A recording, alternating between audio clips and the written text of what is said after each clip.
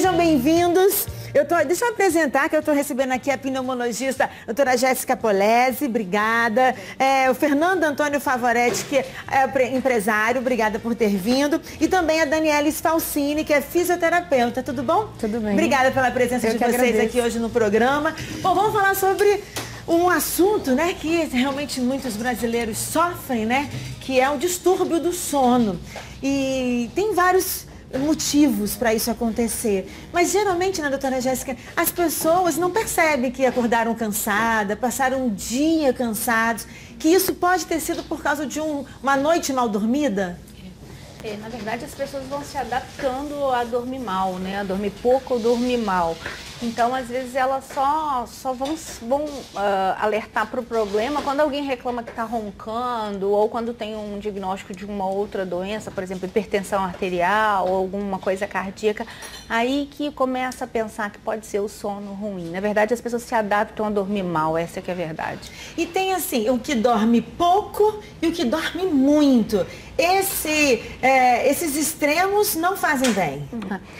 O que dorme, as pessoas têm um número de horas que tem que dormir. Se ela dorme pouco, ela vai ter algum prejuízo, seja lá na saúde, seja lá de rendimento durante o dia, né?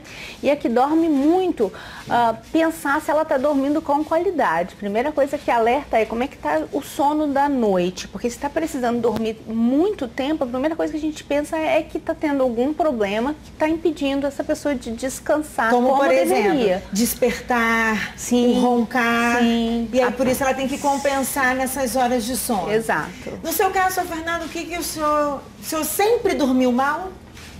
Não, mas já tem bastante tempo que eu durmo mal.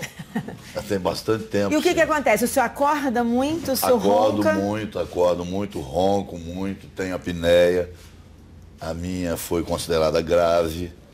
E eu tive que perder um pouquinho, preciso de perder mais peso. Isso influencia muito, né? Influencia. E a bebida alcoólica também eu tive que cortar. Então o senhor percebe que quando o senhor bebia, a sua noite de sono era pior? Muito pior, muito pior. O que acontecia? Para até que as pessoas em casa tenham uma ideia. Não, acontecia que eu dormia e acordava de meia em meia hora com isso aqui tudo doendo, a cabeça doendo, a pressão também ia lá em cima. E tem muito pouco tempo eu perdi quase 4 quilos e a minha pressão já está normal. Já está bem normal.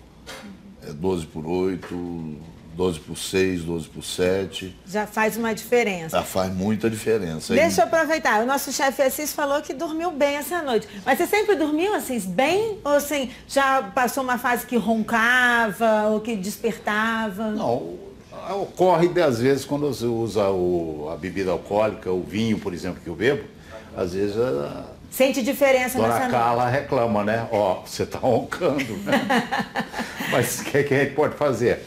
Mas isso aí eu tenho administrado tudo e tem dado certo. Eu não tenho problema com assim, por exemplo, de insônia eu não tenho. Inclusive eu tenho um hábito diferenciado. Eu antes de dormir eu vou tomar meu café expresso para dormir.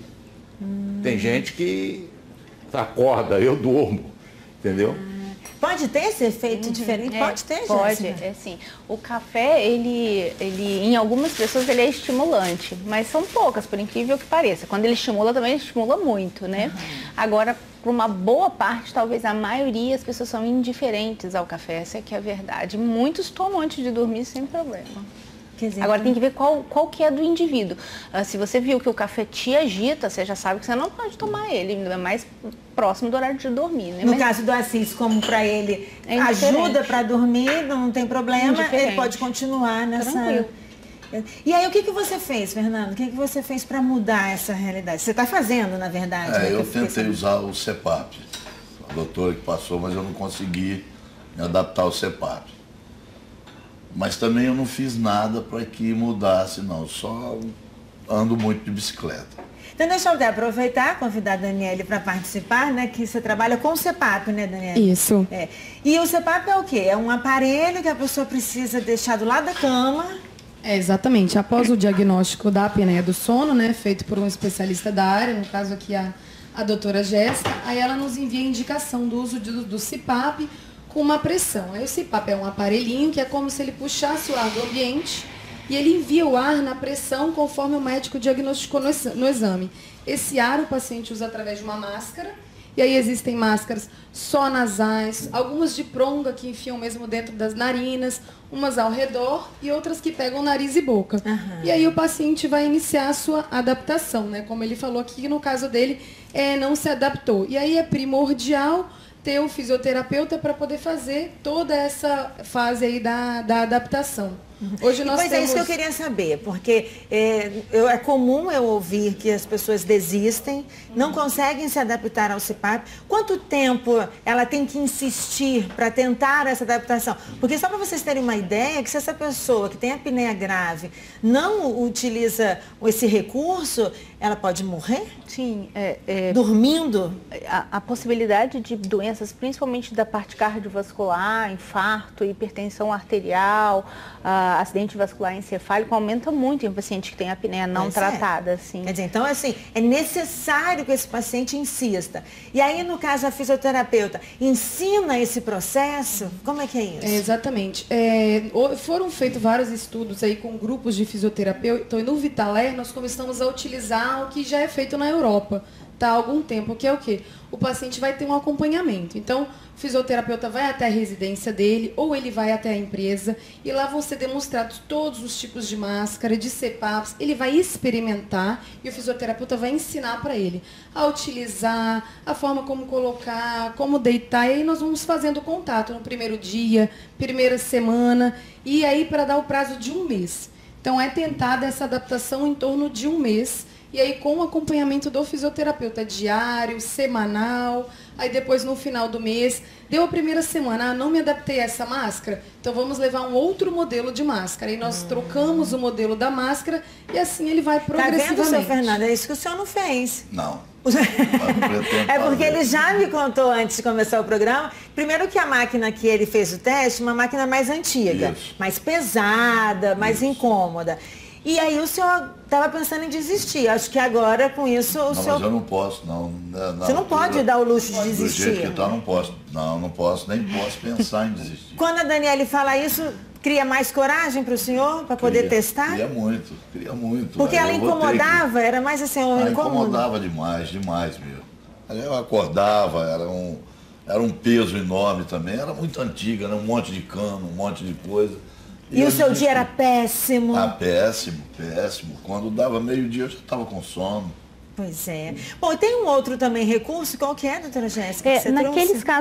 Naqueles casos dos pacientes que não adaptam o CPAP, lembrando, para apneia grave, a indicação é o CPAP. Né? E para pacientes que têm problema cardiovascular ou alguma doença orgânica, a indicação é do CPAP. E aí vale a insistência no uso. A maioria não vai adaptar logo na primeira semana, vai precisar de mais tempo. Bom, aqueles casos que não se adaptam, você realmente não vai conseguir, você exauriu todas as suas possibilidades, nos casos de apneia grave, a gente pode tentar o uso dos aparelhos intraorais de reposicionamento mandibular, né? Que são aparelhos que reposicionam a mandíbula.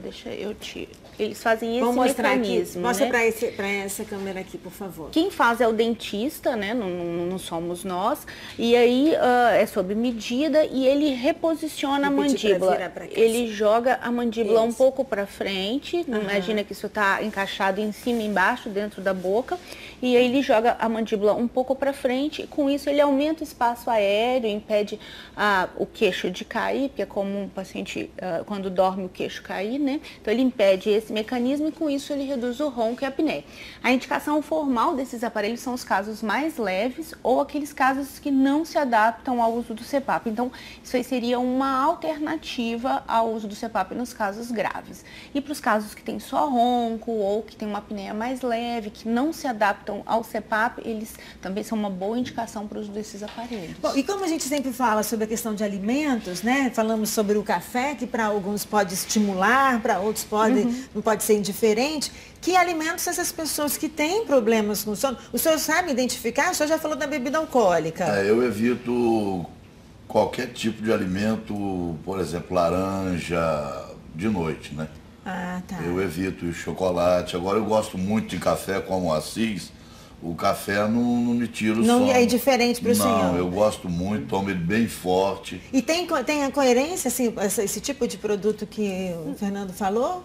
Normalmente esses produtos pioram o refluxo, né? E o refluxo às vezes está muito junto da apneia do sono e atrapalha muito o sono.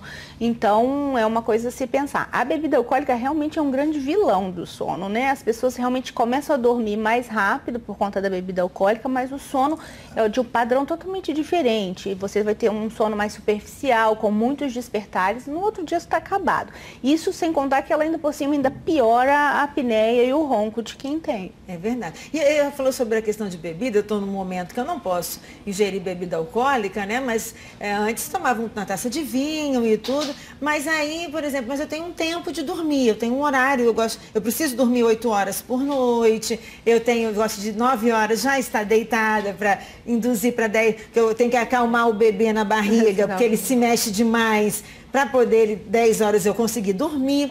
Mas se eu passo da hora de dormir, eu vou dormir meia-noite, no outro dia eu vou acordar na mesma hora, eu fico como se fosse uma ressaca. E eu não bebi nada, não tive bebida alcoólica nenhuma. Isso acontece mesmo? Sim, se você está bem adaptado àquele tempo de sono, aquele horário de dormir, qualquer mudança, e aí você mudou algumas horas, né? Você passou 2, 3 horas do seu horário. Eu perdi 3 horas desse sono. Sim, te tirou o horário de dormir. E também lembrando do refluxo, que acontece muito, quem se alimenta próximo do horário de dormir. Então, o ideal é que 2 horas antes de você dormir, você não coma mais nada nas últimas 2 horas. E aí, quando você fala, Daniele, sobre a questão dessa adaptação, você disse que tem vários tipos de máquinas desse CPAP. Sim. E essa pessoa tem que levar para casa para testar durante a noite. Porque é ali que ela vai sentir o incômodo, né? Isso, na adaptação, esses modelos são apresentados e aí o fisioterapeuta vê qual é o melhor modelo para aquele paciente. Às vezes, se necessário, nós fazemos até o contato com o médico dele, né? Doutora Jéssica, é bom a pressão fixa, é bom automático, para poder ter essa melhor adaptação mesmo, para ele ter o sucesso na adaptação. E aí ele leva para casa e faz a sua primeira noite, aí no outro dia a gente liga, e como é que foi a noite?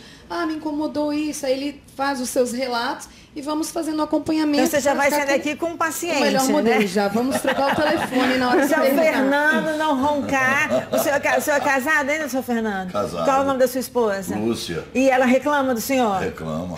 Olha, deixa eu tentar passar umas perguntas aqui, que a Elisângela, ela quer saber se o excesso de peso faz roncar. E se ela perder esse peso, ajuda? Muito, é quase diretamente proporcional. Tanto que pacientes que estão muito acima do peso, a gente indica, às vezes, até bariátrica, porque às vezes o problema do ronco e da apneia até cura quando você perde peso. Neia, ela fala o seguinte, ela mora no bairro Estrelinha, não dorme direito, só quando toma remédio.